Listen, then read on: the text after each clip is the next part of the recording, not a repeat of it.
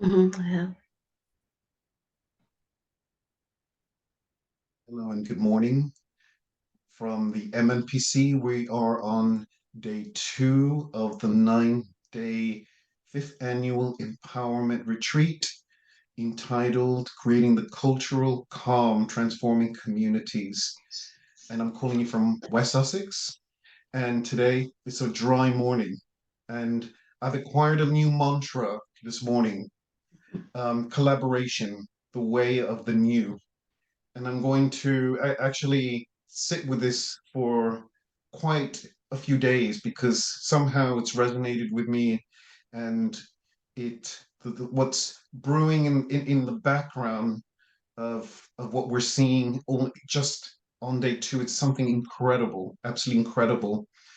So I want to welcome everyone this morning, especially our guest speaker from the T Ratna order, Aryavanchin. And today in the evening, we also have Sharon Brown, who's one of our 2 grief honoring grief space coordinators. And again, I want to just pause for a minute and think of the world that we're living in at the moment. So we have so many world wars around Ukraine and Gaza and Congo, and so many other wars that we don't hear about or that aren't necessarily in the popular space. So let's just take a moment to pause and to remember these people on both sides of these conflicts.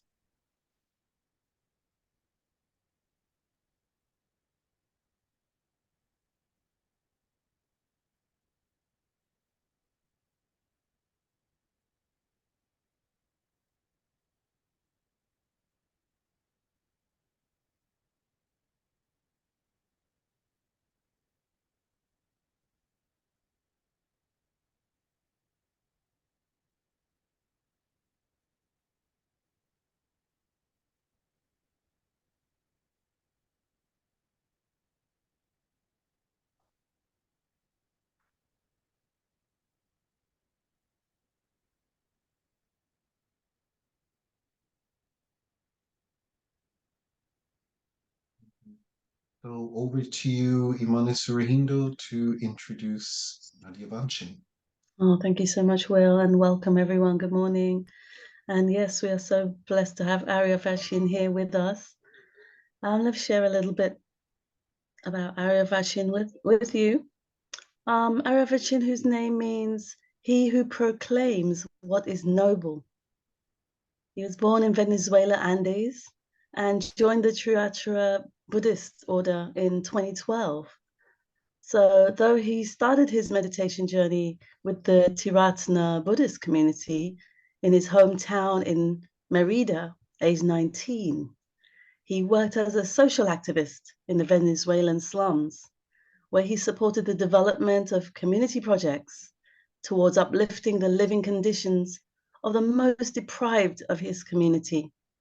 This experience motivated him to move to England, where he trained in Tiratna, team-based right livelihood projects. Isn't that phenomenal? I love that name, right livelihood projects.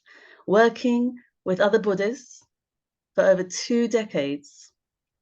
He's been actively teaching the Dharma for the last 15 years, and communication is a primary activity in his Dharma practice through poetry, myths, and archetypes, symbols, rituals, and dancing. He's supporting people of color activities in the UK here, along with some Spanish-speaking Tiratna projects in his home country and elsewhere in the Hispanic world. So let's greet Aryavanchin and welcome. Over to you, my dear brother. Thank you very much, sister. Please let me know if you have any troubles listening to me. My computer sometimes plays out a bit. Yeah, I'm very happy to be here with you. I know it's very early on a Sunday morning, so I appreciate those of you joining us today. And yeah, I echo the words that William was sharing earlier on about reflecting on the situation of our planet, our humanity, our human condition across the countries and around the world. So I thought that maybe it would be interesting to reflect a bit about what is that unites us before I start talking about my points for the talk. And something that I really enjoy about these spaces of people of color is this plethora of conditioning, of roots, of inheritance that we can enjoy when we are together. I'm just going to change the view quickly in my screen, just you can see your faces. And yeah, I think that's very important, that we feel connected. We feel connected to the earth. We feel connected to our roots, to that we have received from our ancestors. I think that's very important to begin with. And I want to evoke this image. If you want to bring your imaginations to life, it might be a bit early in the morning, but just think a bit about this image of a tree. So a tree with very deep roots in the earth. If you want to close your eyes, you can do that. And you don't need to necessarily sit in a meditation posture. Maybe just bringing, inviting images to your mind to begin with. So very, very deep roots. And maybe you can remember, in evoking these roots, just remembering your ancestors. You might remember your parents, your grandparents, their parents, maybe even beyond, if you have knowledge of the people that came before them, maybe historical personalities, historical characters that you know of.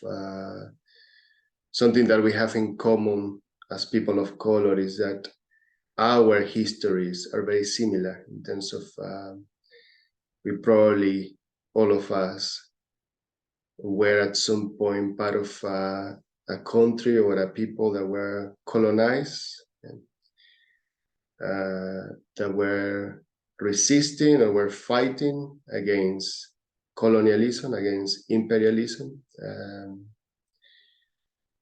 And maybe there are people in that historical thread that we relate to, that maybe inspire us, maybe people that we think of as heroes. So those are our ancestors as well. Maybe some of us are mixed race, so we might have also in our bodies, part of our roots, aspects of the dominant culture, the culture that won those cultural battles. Or maybe we have been part of that through our own upbringing. It's a process of assimilation, maybe, that we have been going through. And that's all part of our roots. The language that we speak, the culture that we acquire through education. That's part of what has made us in what we are today. So connecting with that deeply, and imagining also, we're imagining a tree, for those of you who have connected just recently.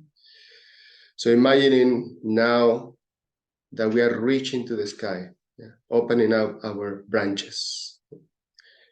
So we were remembering a moment ago, but now let's use our imagination.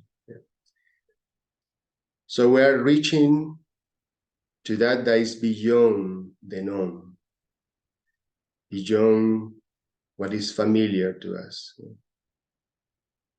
Reaching to the stars, if you want. Yeah. This is a realm of poetry, of archetypes, symbols. Yeah. Maybe there are forces in the universe that you trust. You have a name for that force, maybe. God, a goddess. Behind me, if you have your eyes open, is an image of a Buddhist goddess called Green Tara. And she's a very important figure in my life, has been a very important figure in my life for over 25 years. So maybe for you, there is somebody like that, somebody, a consciousness, a power, or maybe many of them. Yeah? It doesn't need to be just one, many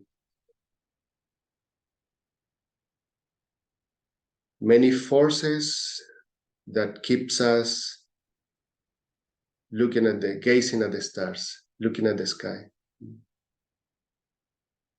And we are in between these two pools, as it were. So I want you to remain in contact with these experiences that are within you while we are reflecting this morning on the topics, on the ideas that I want to share with you. So let's stay there for a few moments, maybe in silence, just with our experience, with the richness of our experience.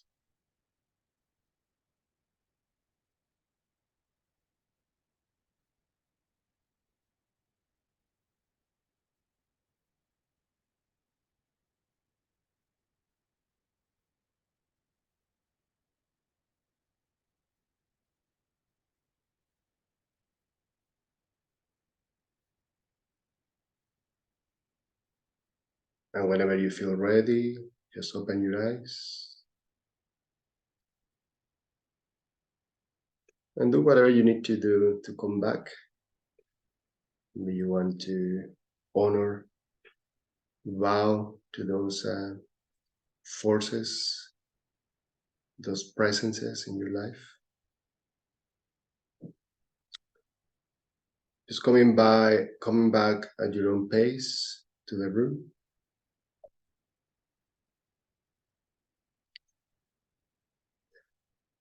And the topic that I want to share with you is a very personal one for me. I've been very motivated throughout my life with things around social justice and equality, inclusion.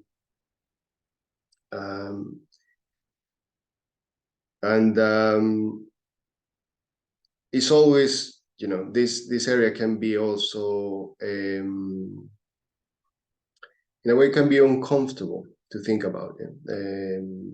It can sometimes produce a bit of a sense of guilt or anxiety in relation to the scale of the situations that we deal with when we think about them, particularly. Yeah? So William was referring to the wars. That we are aware of these two big conflicts in the war at the moment, and there are many more. Yeah? But yeah, there are many other conflicts in each country. We are aware of politics. What happens in this country is a lot happening right now as well.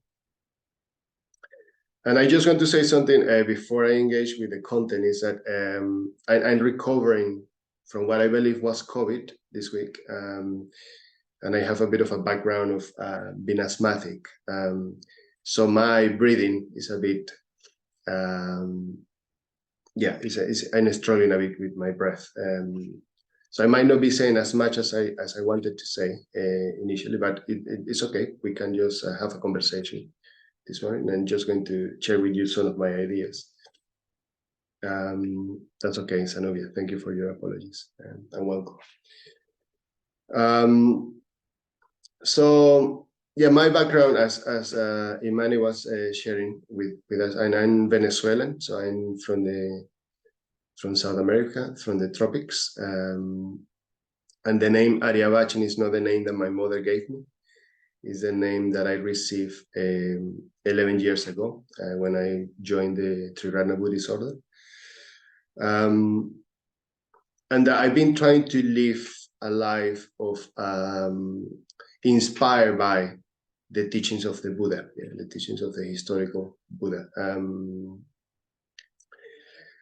So what I want to share with you today is based on a very traditional teaching from Buddhism.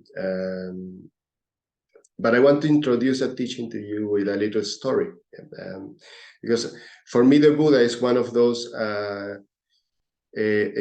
those characters or figures that I can place either in my roots or in the branches of my tree. Yeah? So it's part of what has made me, but also is an aspiration. Yeah? I like to partake of Buddhahood at some point, in this life or in lives to come. Yeah? But the Buddha was quite a remarkable individual who lives about 2,500 years ago in what is called today, or what is today the north of India and Nepal. And there are many accounts about his life. And he was also revered in a way, revered as a spiritual leader, as a master, as a teacher.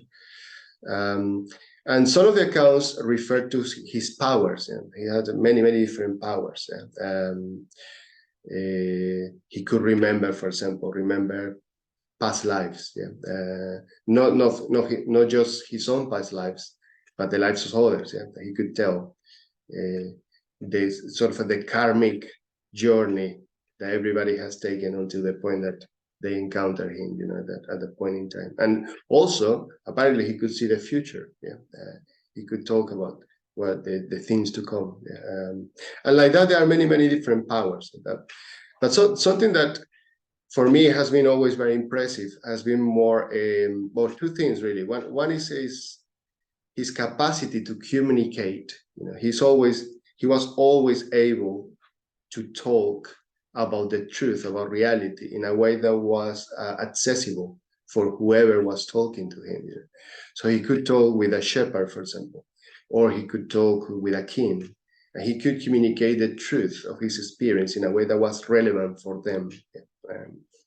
And I think that's a very important quality that for me is something that I aspire to develop, especially for us in this context, when we have so much richness in our cultural identities. Yeah? So finding new ways of communicating truth, eternal truth, as it were, that are relevant to our experience, to our conditioning, to our inheritance.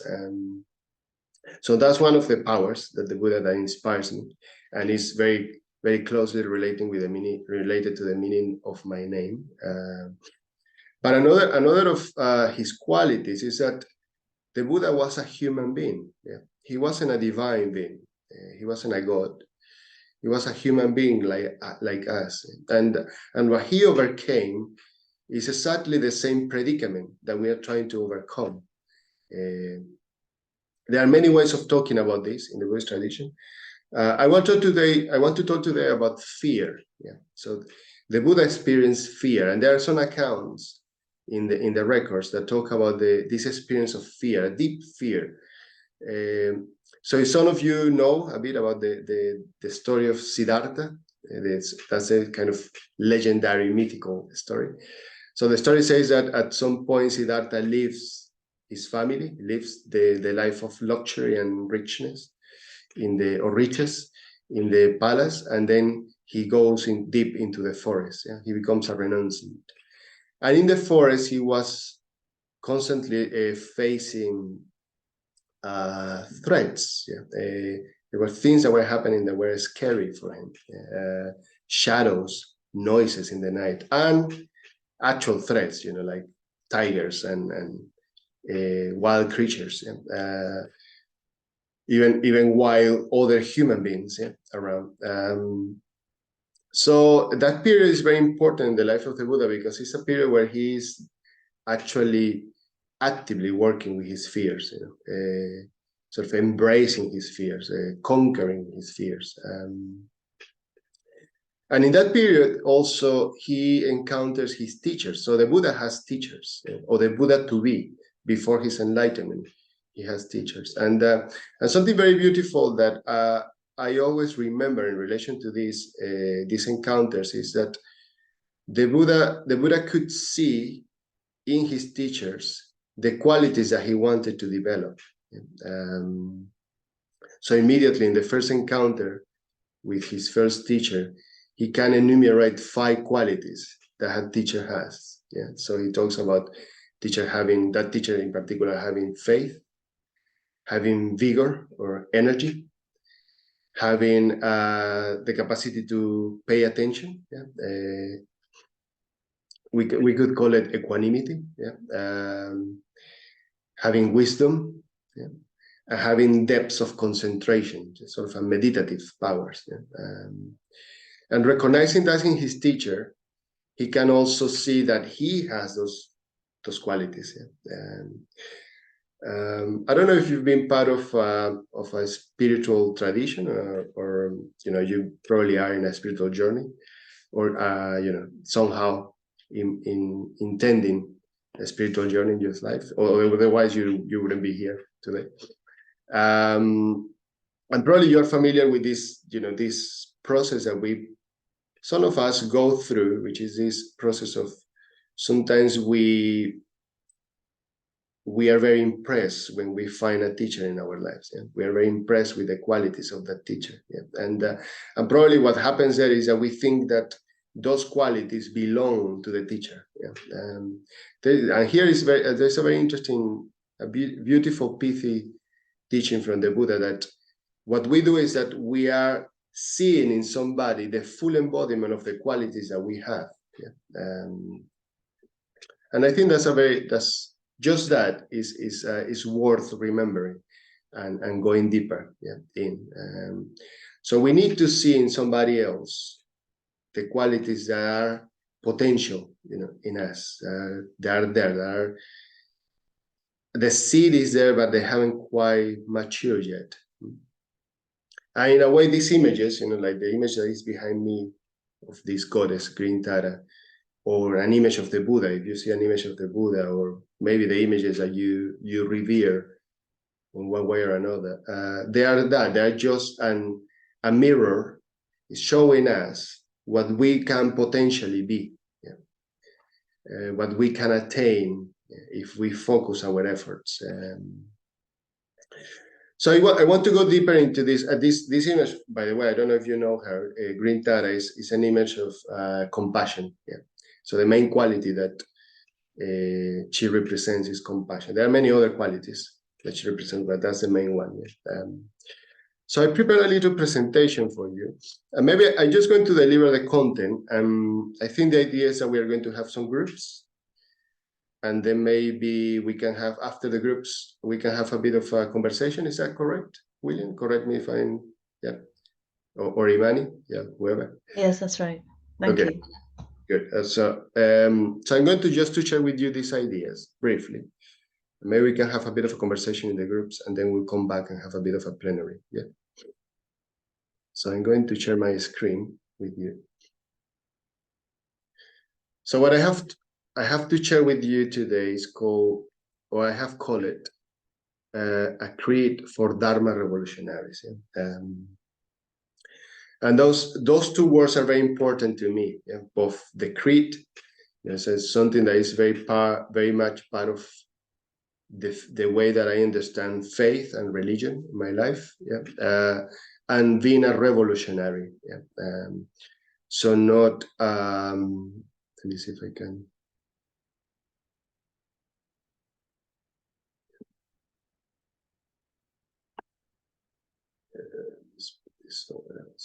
Is that bothering you to see the? No, we can see it clearly. You can see clearly. Okay, so it's bothering me rather than you. Okay. Sorry.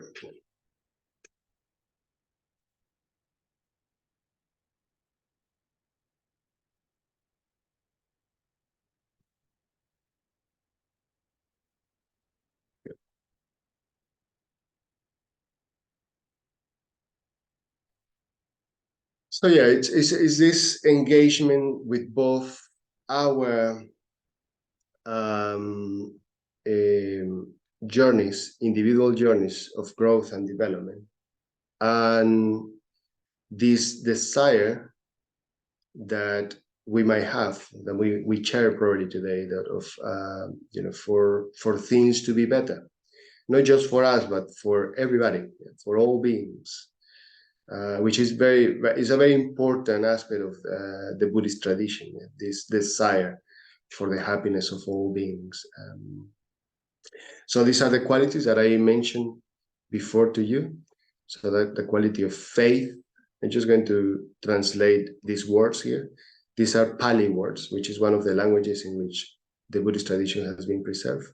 So the qualities are those of faith, vidia, or energy, sati, or attention, full attention, mindfulness, we can say in English, samadhi, which is concentration or meditation, and panya, which is wisdom. And the way that I wanted to talk about these qualities is with this in these terms. The creed has these 5 verses, as it were. Yeah? So forgo victories, act with conviction, hold the creative tension, aloneness is your dwelling, and be playful with reality. So, but first of all, I wanted to look at this area. I'm borrowing here from my teacher, Sangarachita, who is the founder of the Triratna Buddhist community or order. And he has spoken of a hierarchy of negative emotions. So maybe when we reflect about the word, what we can sometimes find difficult, is that this overwhelming sensation that the negative emotions are prevalent, in a way that they are winning the battle among us, among humankind. And but it's interesting that for us, in order to be able to work with this, we need to, in a way, to understand a bit better what we are dealing with in this case. So I just want to briefly mention this because we all have the potential to harm others, to make life difficult for others, and ourselves in the process. But that's born from from the way that we are, our makeup as human beings, our energy, as it were. So we all have experienced anger, for example, at some point in our lives. And the interesting thing with anger is that it's just energy. Yeah, we can think of anger as just energy. It's of a momentary and explosive nature. Yeah. And sometimes it's just a build up of energy, and it's just energy that finally finds an outlet out in the world. Yeah. So experiencing anger in itself is not a bad thing. Actually, it can be a very positive thing. If we are able to experience and express our anger in healthy ways, communicate clearly what is difficult for us, establishing boundaries, for example, can be part of a process of working with our anger. Yeah. The problem is when that build up of frustrated energy doesn't find an outlet, so it becomes something else. So these are the stages. I'm not going to go into detail with this, but the follow-up stages, when we are not finding creative outlets for that energy, is hatred of resentment, or resentment, sorry. And the interesting thing with hatred is that hatred is the experience of pain accompanied by the idea of an external cause. Yeah. So in this case, it's not just energy. In this case, it's an experience that we have in our bodies, for example, or in our minds, but it comes with an explanation. We have a whole story in our minds of why we are suffering, we are experiencing this pain. And that story can be very, very simple, very particular, very individual to us, or it can be a very, very big story. History, for example, history books are full of these stories. Ideologies are this kind of stories. We're trying to explain the suffering that we experience somehow. And then from that, it becomes something even worse. So when we were talking about wars earlier, so enmity, that's no longer is just a case of you experiencing suffering on your own, and there's a set of causes. It's something bigger. You have an enemy in your life. And the enemy is the other, the one who is different to you. In those conflicts that William was referring to in Ukraine or in Gaza, we can identify very clearly two sides, at least two sides of enemies coming together into conflict. And then the malice, malice is more like the perversion of that energy. It's just trying to harm others for the sake of harming others. It's just finding pleasure in harming others. So I wanted to bring this up because it's a kind of, though we obviously can experience very positive emotions. We can experience, the emotions that bring us together today here, for example. For example, William was talking about collaboration, that the side of sharing with others, of being with others, creating something. We also probably have experienced negative emotion, and maybe I just want you to consider this idea. Negative emotions probably are more familiar to us than positive emotions. So we have an acquaintance of negative emotions that is more abundant, as it were, than the positive emotions. And what we're trying to is to refine that through this process of transformation. So let's go briefly into the creed, and then we'll go into the group. So the first one is forego victories. So first of all, it's very important that we come into the world, that we act in the world from a different place. We are not just going into the game of fighting, competing. So when we embrace our ideals, these ideals of change in the world, we need to let go of the idea that we're going to win to begin with, forego victories. So renounce selfish victories and worldly desires, and instead dedicate yourself to the victory of all beings in their quest for awakening. So this is very interesting for me because I was working, as I say, in the slums, or Imani rather say, that I was working in the slums in Venezuela for a period of time, and I went to Cuba. Before that, I went to Cuba, and I trained as a social activist in Cuba, and that's something that I really enjoy about that experience was the level of solidarity among the people that is there in that society. And coming back to Venezuela, when you are in the midst of poverty, very, very extreme poverty in the slums, you cannot avoid thinking that there is somebody responsible for that poverty. There's somebody who is responsible for the suffering that we experience. And maybe what motivates you is to try to overcome those conditions, trying to change the world. In a way, that's just by coming together today, that's what we're trying to do. We're trying to create a space where we can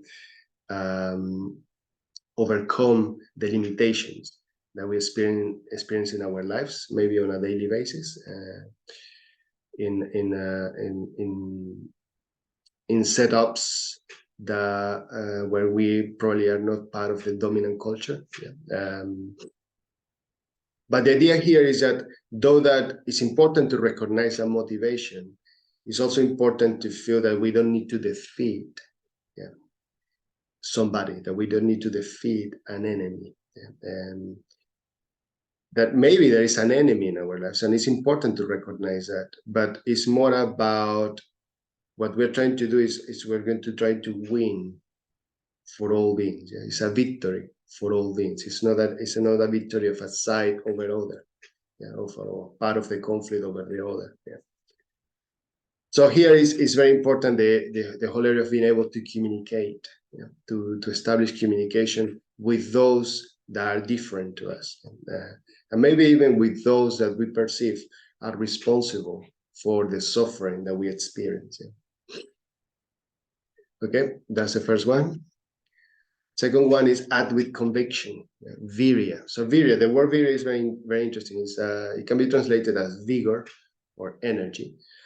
But it's also, I don't know if you have seen this image, Buddhist image of the Dorje or the Vajra, which is a thunderbolt, it's a diamond, and that's an image of two sides, a bit like what we were doing at the beginning with the image of the tree, with the roots and the branches, and we are in the middle, as it were, as a trunk. So the Dorje or the Vajra is a similar image.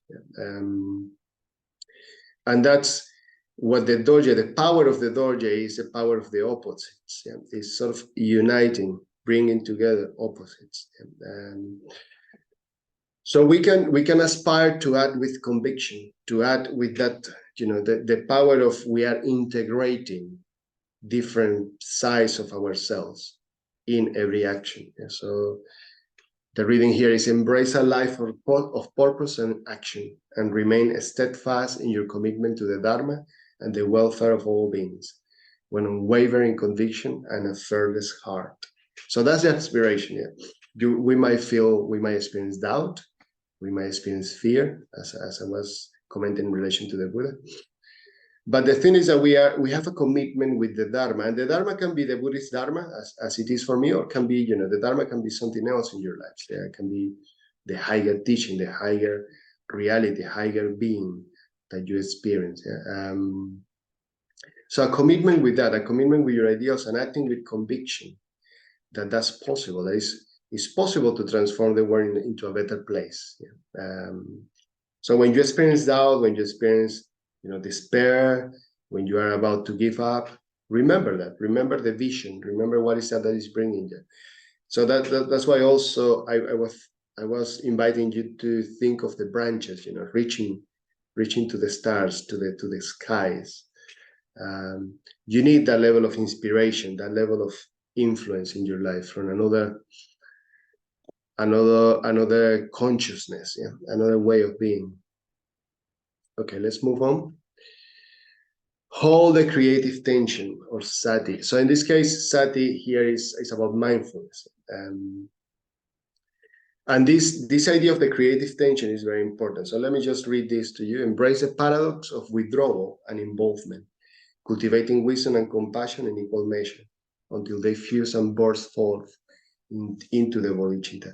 So in the Buddhist tradition, this idea of the bodhicitta it's kind of a will, it's a transcendental will for the benefit, for the happiness of all beings.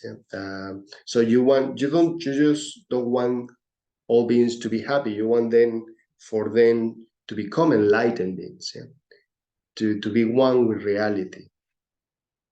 And then sometimes there can be a bit of a paradox. I don't know how many of you have been an activist, or perhaps there is somebody who is a social worker in the group.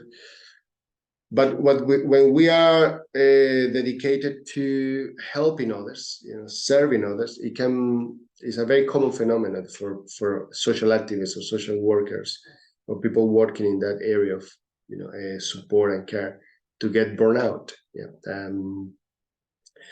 So that's the tendency of involvement. We want to do something. We want to make a difference in the world. And the other tendency is the tendency of withdrawal. Yeah. So, for example, being on a retreat like this week, the one that you are participating. So you're going to a place that is a bit more introspective. That you can meditate. You can be more with all those other currents of your experience, the deeper currents of your experience, as it were. And there might be a tension between the two. That desire of doing something in the world and that desire also of looking after yourself. Yeah. I experience that tension myself. And the thing here is that tension is very important. So we shouldn't give up the tension in favor of one of the two sides of the tension. Yeah. So the fact that we experience that tension is a very positive sign. Yeah. Might feel like a conflict, but it's more it's a place where we can be in contact with the edge, as it were, of our practice. What is that we are working with at the moment? It's in between these two poles of being in the world and being out of the world at the same time. Yeah. Aloneness is your dwelling, so samadhi. The word samadhi is a very beautiful word. It can be translated as meditation or absorption. It has other meanings as well. But in this case, is that you become more and more familiar with those deeper states, deeper possibilities of your mind, of your being, of your heart as well, if you want. So cultivate a deep, unshakable sense of inner stillness and peace, even in the midst of chaos and change. So here is about the capacity, giving us the opportunity, giving ourselves the opportunity of experiencing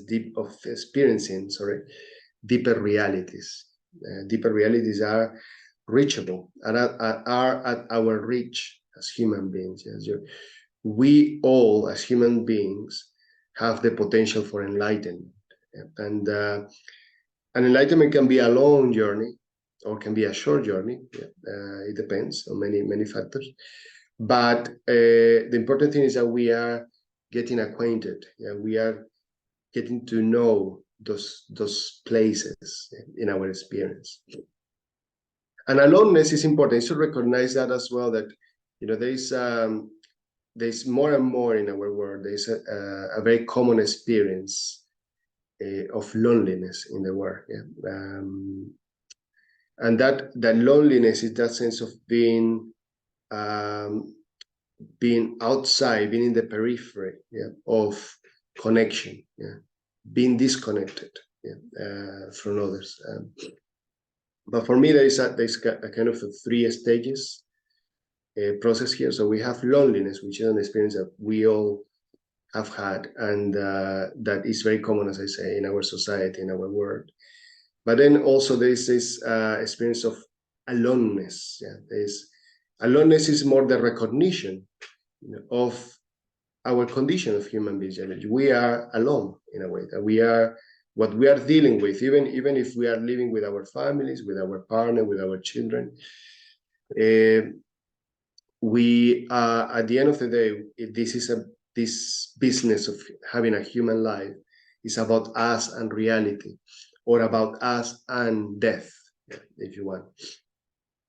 By the way, the death in the Buddhist tradition has a very positive connotation. So we are invited by the Buddha to reflect about death. But aloneness is that, and aloneness in a way is the stage that precedes solitude. So in order for us to be able to be in solitude, we need to embrace aloneness, and distinguish aloneness from loneliness. And finally, be playful with reality. And as I said before, this word panya, it means wisdom. And the thing with this, with realities, sometimes we can get a bit heavy, with reality, and a bit heavy when we talk about wisdom and we talk about how things are. And when we are overcoming the condition, when we are getting more in contact with the transcendental, as it were, we can be a bit more playful. It's less It's not as serious. It's not taking things as narrow and definitive, conclusive, as our experience usually tells us things are. So approach life with a sense of lightness and curiosity, developing discernment and insight by letting go of fixed views and opinions and recognizing that ultimately reality is too vast and profound to be fully understood or encapsulated by provisional concepts or beliefs. So be careful of not rushing into conclusions too quickly. Let's train ourselves to be able to hold our views, our opinions lightly. We're going to have opinions and we're going to have views about things, but it's how we hold them. And also even the capacity of us to be able to be interested in opinions that are different to us, in views that are different to ours. And that will probably create a bit of a sense of what reality is. I'm just going to stop sharing this before we go to the groups. Just to say, for me, is whenever I'm teaching, I have a very strong conviction that whoever undertakes a spiritual journey has had a glimpse of reality already. So you are here today because you have seen something, something beyond the ordinary, and that's an experience that we need to cherish and we need to protect, but also share with others in this context in order to support each other in our growth and development. So that's all that I have to share. Thank you very much. Thank you so much, Aryavanchin. That was very insightful. Any questions before we go into the breakout rooms or insights gleaned? Feel free to just open your mic and share. An extended thank you, Aryavanchin, from the entire community, both here and the future listeners of this recording. Thank you so much for your offering, and I wish you good health and recovery from COVID. Yeah. Thank you very much. I got a lot out of that. I'm just wondering, is there a reference for those things that you mentioned? Because I'd be really interested to read more about it, continue my learning in that area. Yes, there is actually. It's this is a teaching. It's called the 5 spiritual faculties. So if you Google that, sorry, you are going to get a lot of. Is that for the anger one as well as the the anger one is much more specific to Sangarachita. So there's a book called Know Your Mind. Okay. From Sangarachita that expands on those that hierarchy of negative emotions. And the 5 spiritual faculties. Thank you so much.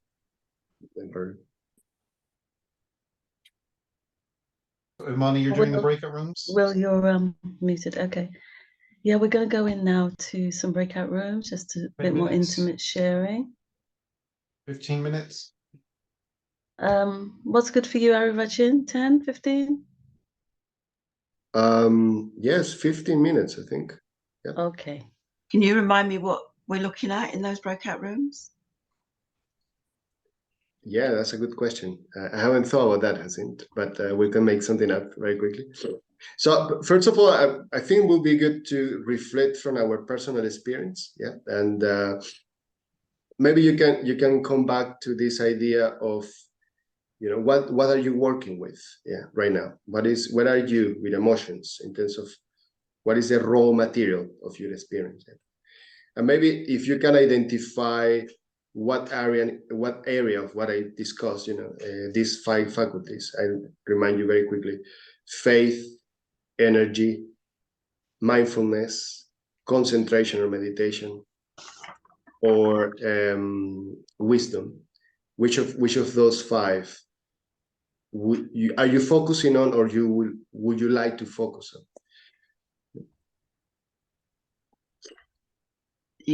Is that clear? Is that clear? You're going to need to repeat them for my benefit. So it was faith. What I can do for you, I can put that in the chat now. You can pop it in the chat, and what I'll do Yeah. is I'll put it in the broadcast in the respective Perfect. rooms. Is that helpful? Perfect. Put that in the Okay. chat. Also, this is just a prompt. Yeah? So if anything else comes, okay. So it says my message is too long. I'm going to just give you the titles. So this is just a prompt. If anything else emerges in the groups, please just follow your bliss. Yeah. Okay. Thank you. Okay, see you in a while. See you in 15 minutes.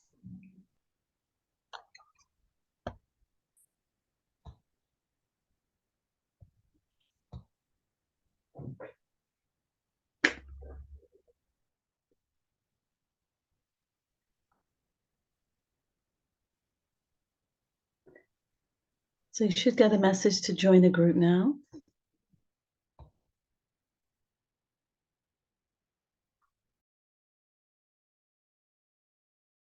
I'm on silent.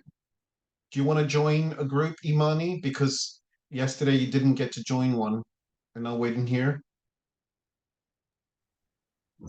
You might. Oh, it didn't come up with my name, so can you see my name to assign me one to one, or? Let me see if I can do it. So let's see. Yeah, it didn't come up. Your name and my name didn't come up to join rooms. Rooms. Hold on. Mine did, but I chose not to go in. Oh, okay. Imani. Let me see. Imani. Participants. Assign. Oh, there it goes. Okay. So can you maybe, can I just suggest that you do that you go in there for like half of the time, just go into both. That's what I was trying to do yesterday. Okay, I'm in room 1 now. Okay. And then you got to leave the room in like in 5, like 6 or 7 minutes, and then go in the other one. Okay, I'll give it a shot. You created 2 rooms there, didn't you? You should have created like 3 or 4. Because anyway, that's fine. I'll see you in a minute. I'll hold the space here.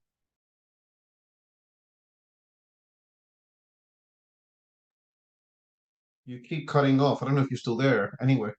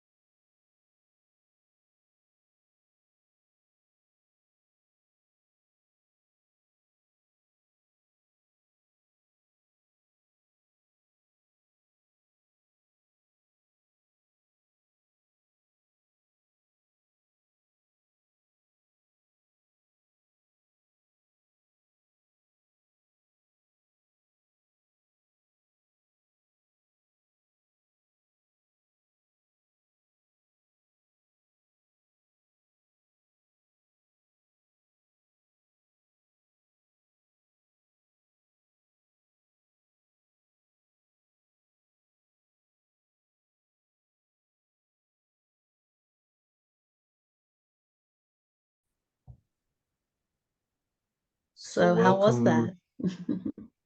Welcome back, everyone, and I would like to stay here for another 10 hours exploring this topic and so on, but we don't have that much time, so we have 10 minutes or so to wrap up and close, and just we can just check around the room where everyone is and how you're feeling.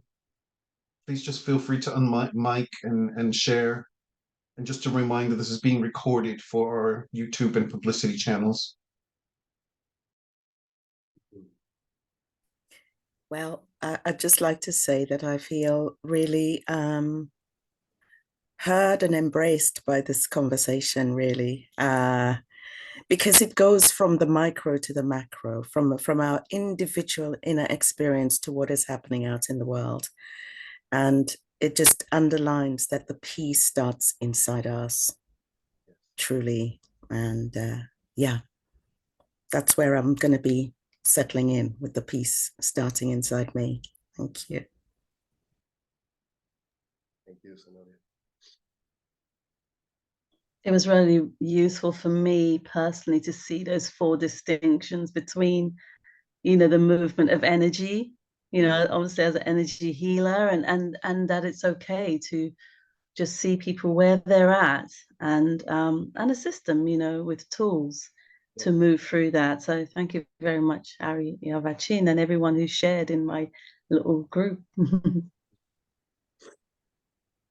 Yeah, I really share that. Really found that hierarchy of emotional needs really helpful to be able to put that into context, and particularly with what we're experiencing now in the wider world.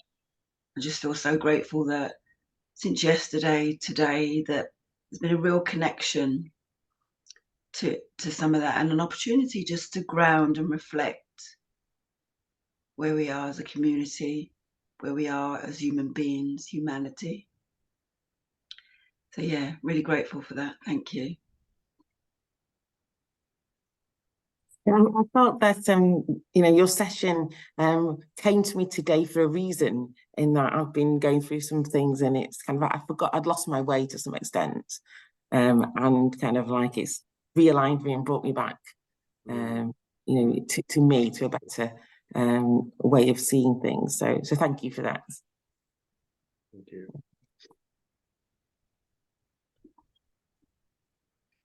Yes, thank you so much. I found it so enriching and thought provoking, and it's been something that's been incredibly nourishing this morning, having the conversation. So thank you so much.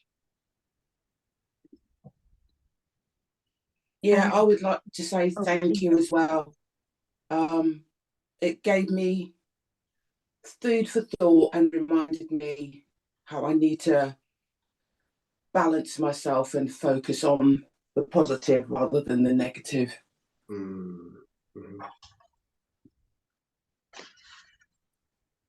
I want to add my thank yous, Aryavanchin, and to this community for this this time to explore within the framework that you offered us, and the opportunity to be able to laugh at ourselves a little bit. Yes. In how much we other and think that the problem is out there, and this opportunity to actually turn the mirror around and gaze within is so welcome in this space, with a community who shares this quest for equality and justice and a better world. So thank you so much. I love your, what was it, spiritual, it wasn't spiritual warrior, what was it? It was spiritual faculties. Say again? The 5 spiritual faculties. No, I loved you, the way you described yourself, Aryavanchin. You put together the words of activism and justice, or spirituality and justice, or something. The Dharma revolutionary. The Dharma revolutionary. Thank you. Thank you. Thank you.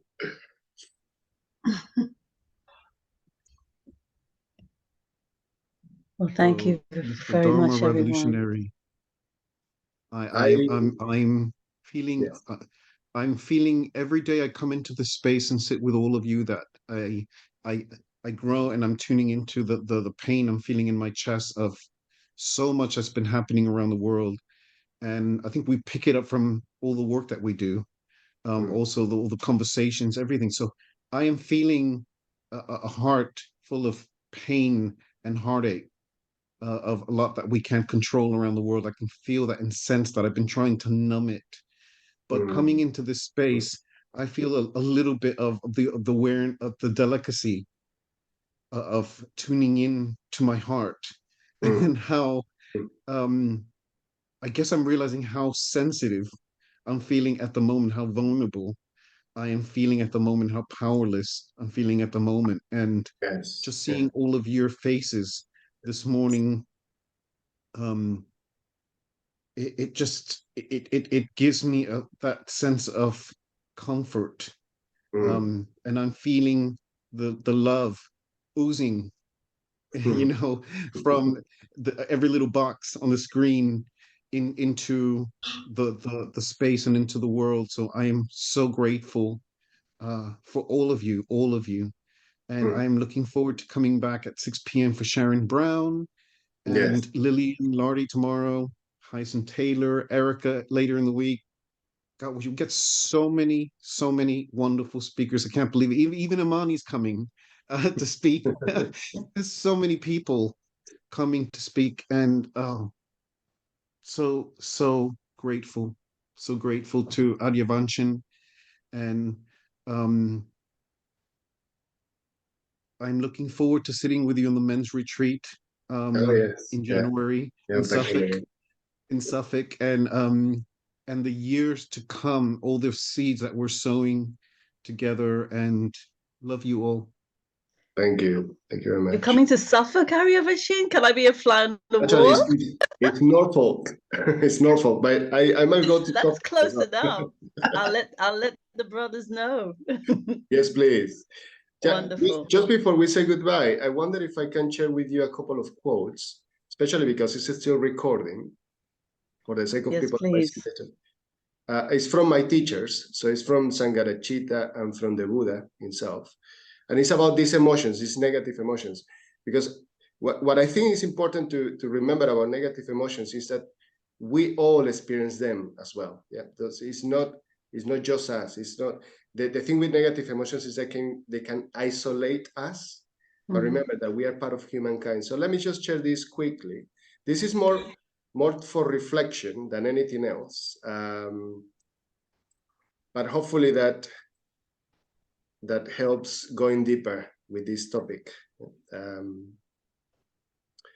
So let me just put this bigger. So Sangharachita says, negative emotions are much stronger than positive emotions. An individual or organization that wants to influence or control people in large numbers, in the mass, therefore does so by manipulating negative emotions. The Catholic Church plays upon fear, the Communist Party on hate, capitalism on greed, totalitarian states on feelings of inadequacy and inferiority. One might also say that in time of peace, the state plays more on people's greed, in times of war, on their fear. I think this is very important, especially when we talk about ideologies. Yeah? Yes. And then finally, from the Buddha himself, fear is born from arming oneself. Just see how many people fight. I'll tell you about the dreadful fear that caused me to shake all over, seeing creatures flopping around like fish in water too shallow, so hostile to one another. Seeing this, I became afraid. So I just wanted to say that, that there's a kind of fear, the fear that the Buddha experienced himself, that can motivate us to change, to make a difference. And that's important as well to recognize. Thank you very much. Thank you everyone for coming on. Erica? Thank you so much for that. And it just made me think about something that we talked about in our breakout group, to say that, we can do equality and diversity training with people, and as much as we want. But if when it comes to it, people can't manage their emotions, they will use this is where you get kind of like, the George Floyd things where, police officers lose it and just kind of like, they kind of like have so much anger, they then abuse other people. Yeah. So they could have done all the equality and diversity training and be good people, but good people can do bad things if they can't manage their emotions in that moment. And this is where I think that alongside the equality and diversity training, we need to do this sort of training that you're talking about, which is on mindfulness, the 5 faculties about how do you then manage those states so that you then don't use your power to abuse other people. Yeah. Thank you, Erika. Yeah. Thank you.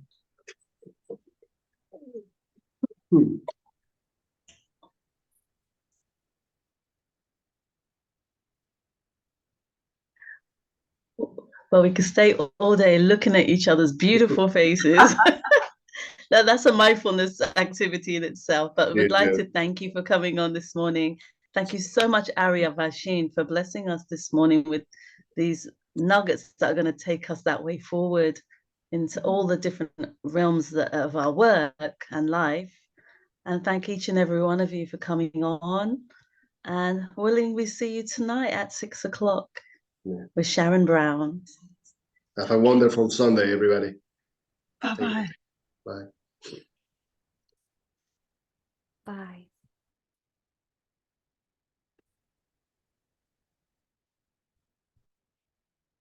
Are you there? Yeah, You're frozen timed for a out. little while. Thank you so much, Will. That was powerful. Hold on, let me just stop the. That was amazing.